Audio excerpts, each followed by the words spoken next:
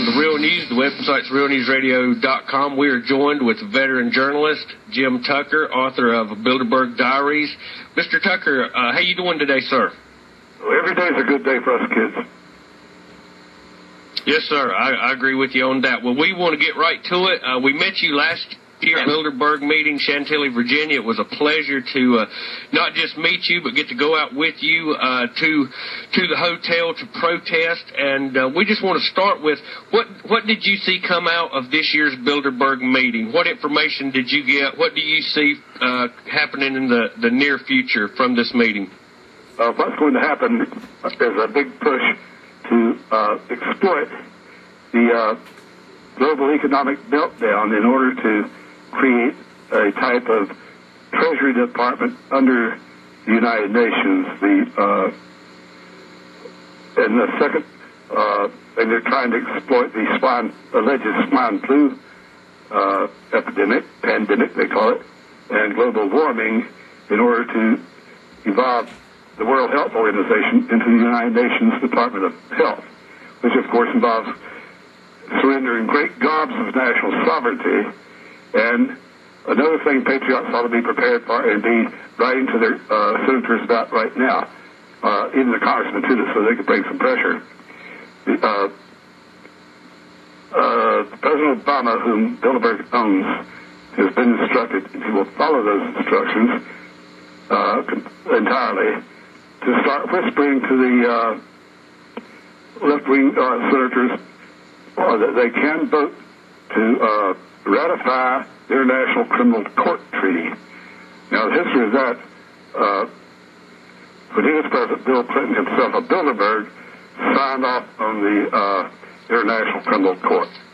But a test vote in the Senate showed it losing, being defeated by more than 90 votes, so he never submitted it, hoping for a better time. When young Bush the younger became president, he immediately unsigned it and threw it away. When as soon as Obama became president, he signed it again and is waiting for the tactical moment to slip it through the Senate for ratification. Their plan is this. Obama is to whisper to all those senators who would like to vote for ratification, but they're not in the test votes because of voter outrage, to tell them it's going to be okay. They can vote for it without any political penalties, because after the 2002 elections, they expect to have a far more, even more left-wing Senate. And so early in January of 2011, after the new Senate and the House is seated, they're going to send it up to the Senate for ratification. They'll schedule a vote for late on a Saturday evening when it's too late for the Sunday morning papers, too late to rearrange the Sunday morning talk shows, and probably not even appear in the Monday papers. And they'll be reassured you can vote to ratify the International Criminal Court and pay no political price whatsoever, because the world will be unaware of it until they come into this country and grab some of our citizens and haul them before the International Criminal Court. And of course, this would be another great surrender of sovereignty. And it's time right now to tell the senators that this is going to happen.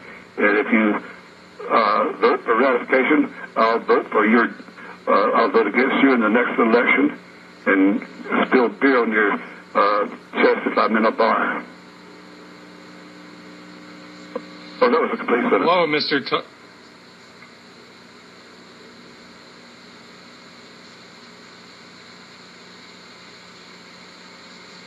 Are we still connected? Are we connected?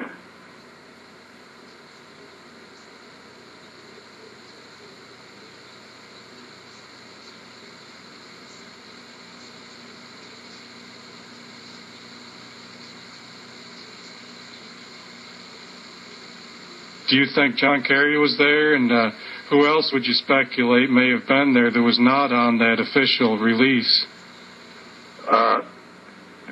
Well, they never did officially release. The newspapers collaborated putting together a list of known people who were there. And let's see, I'm rolling through a list written in Greek have with me. We have in the next American Free Press, we have the complete list of the one I brought home with me is the one that was translated. Kenneth Clark, of course, a regular.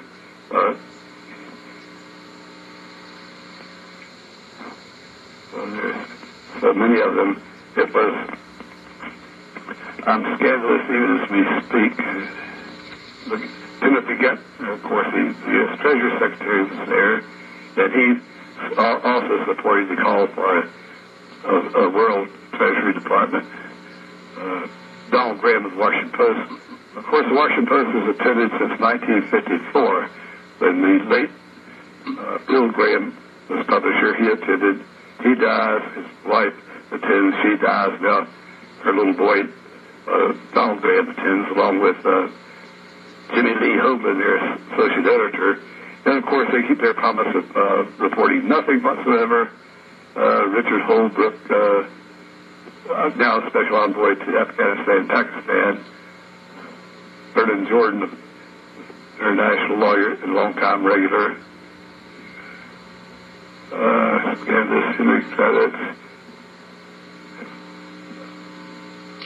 Let me ask you your opinion on this, Mr. Tucker. We see when we attend Bilderberg, there's no press. There's not really that many people protesting. I mean, 100 people last year. I'd like to find out from you, was there a very big protest at this year's Bilderberg? And what is your opinion? Do you think the American people will ever wake up and realize that we've got a world government being assembled right under our nose, that our president is nothing but a puppet? Well, I think so, because, you'll recall last year when you were there at Chantilly that there was a good number of independent newspapers, that is a small family-owned daily, and independent broadcast stations getting heavy attention. A lot of young people, many of them Ron Paul supporters, were there expressing their awareness. So the awareness in the United States is on the increase, and in Europe it's been extensive for years and years now. The European press gives it heavy attention because they're less prone toward a big conglomerates, chain newspapers where one man owns it all and can black it out. And even their large metropolitan newspapers have given heavy attention, raising the right question in lengthy stories with photographs. And this year, although, as you're aware about now, Bilderberg security has always been extreme, but became ultra extreme this year. It's amazing. Last time they met, I was there in the same location in Boulimini, near Athens, and the campus of the Nausicaa there has 3 big luxury resorts. In 1993, Bilderberg sealed off one of those resorts with a typical 3 deep armed guards and sawhorses and police cars blocking and all that. But reporters stayed at one of the 2 other resorts within walking distance, like a couple of football fields away. This year, one of the 3 resorts was closed for renovation. Bilderberg paid big bucks to have the other facility remain closed and shut down and not open to any visitors, so they could put close the main front gates and entrance to the whole thing. And the security... Mr. Tucker, we're coming up on a break. Okay. Hold that thought. We'll be back in 3 minutes. We're here on The Real News with Jim Tucker, veteran journalist. We'll be back after the break.